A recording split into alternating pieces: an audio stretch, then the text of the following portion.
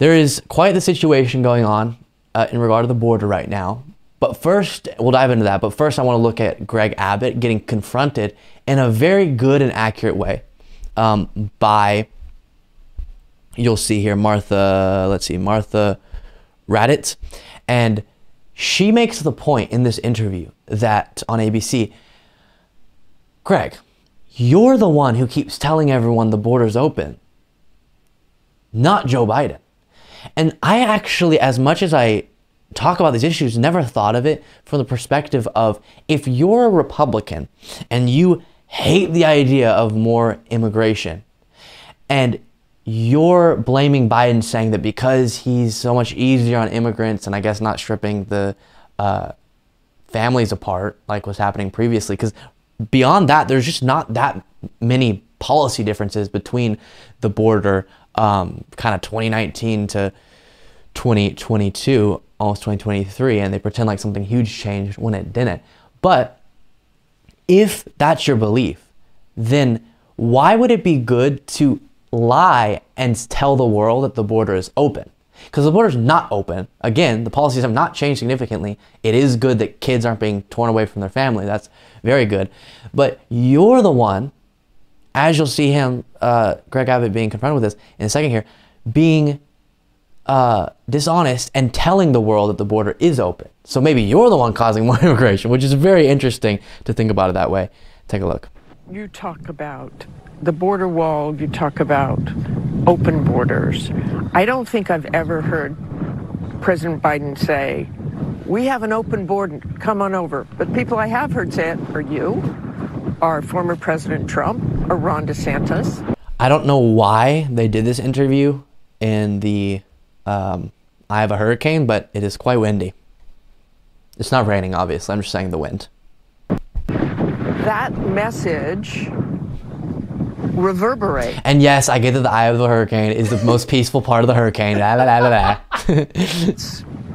In Mexico and beyond. So they do get the message that it is an open border, and smugglers use all those kinds of statements. It was known from the time that Joe Biden got elected that Joe Biden supported open borders. It is known by the cartels who have sophisticated information whether or not the Biden administration is going to enforce the immigration laws or not.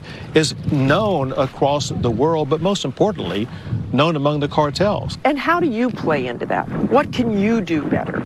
So we have every level of government. Okay, so it's a great point. Biden, he says he supports open borders. It's just not true. You're just lying. It enrages me so much. You know how much you would hate Greg Abbott? Do you know how you would hate, Greg Abbott, if I constantly was mad at you for things that you didn't support and constantly have to tell people that you don't support? Because what do we want? We want a more humane border policy that still has a border, but just is not deeply dehumanizing to the individuals coming across. And then we want a more efficient legal system so we can handle the immigration that we're experiencing. And we don't think that every single person has to be turned around right there. That's the stance of many, I think, within the Democratic Party. Not, border schmorder, leave it completely open. We want organization. We want that for sure. And so stop arguing against a person that doesn't even exist within the mainstream Democratic Party. With all that being said, and again, a great point there by the ABC News interviewer saying, if you don't want people immigrating here, then isn't it bad to lie and say, the border's open, you can come across for free, no problem? Little weird. Now, right now at the border, kind of the news right now in regard to it is that Title 42, a COVID era policy that allowed the Department of Homeland Security to immediately deport people because of the public health concern of people immigrating at the, during COVID times. And so now that's being taken away, and that's causing a logistical problem right now. El Paso specifically has had to declare a state of emergency. And so within these conversations, I think we should be able to talk about these problems, recognize that our management of the border right now is not where it should be because it's not invested in enough, because we don't have the proper legal process in place, without fear-mongering about immigration, because I think we could handle so much more immigration. It wouldn't cause the challenges that we're seeing occur in El Paso, for example, if we had a more efficient, properly funded, properly managed, and cared about, with the center being humane, then we could handle it so much better. But instead, they don't want to do that. They don't want to create that process, because their chief concern, their most important concern with all of this, is just fear-mongering about immigrants and about immigration. But at this moment, Title 42 was about to get rescinded, and Chief Justice John Roberts has frozen that for the moment, so Title 42 will stay in place while this is all going down, as you'll see being reported here.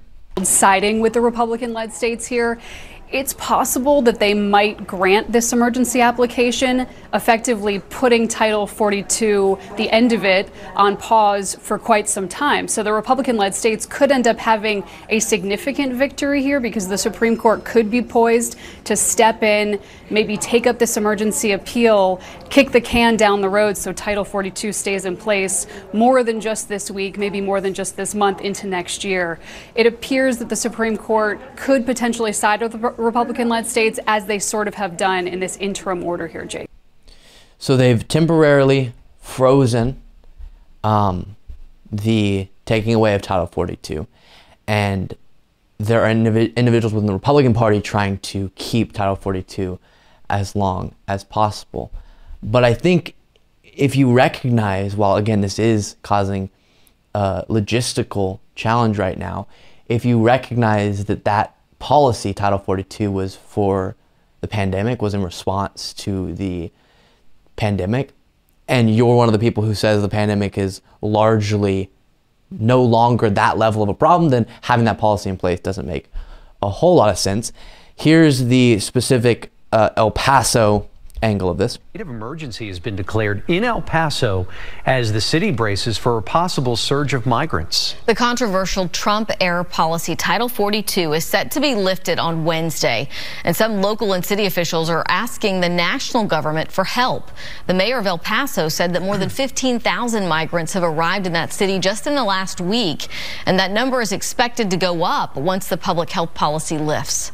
Our asylum seekers are not safe, as we have hundreds and hundreds on the streets, and that's not the way we want to treat people.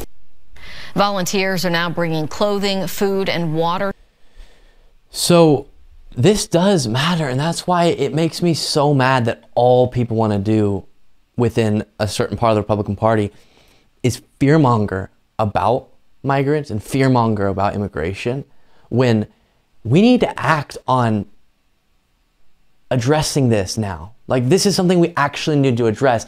It's not just something you can use as a political tool. And the response doesn't have to be, no, don't let anybody, It doesn't have to be that. You can have the humanity of these people in mind and logistically set it up so that we can handle what's occurring and not put too much of the weight on one area like is happening in El Paso, where just too much is happening in regard to all of this that's on the shoulders of El Paso and other areas as well. More, I think that's why they're calling in the federal government, more has to be done to carry the weight of a surge or whatever it might be, which again, don't have to respond to that the way that many do within the Republican Party and the conservative movement.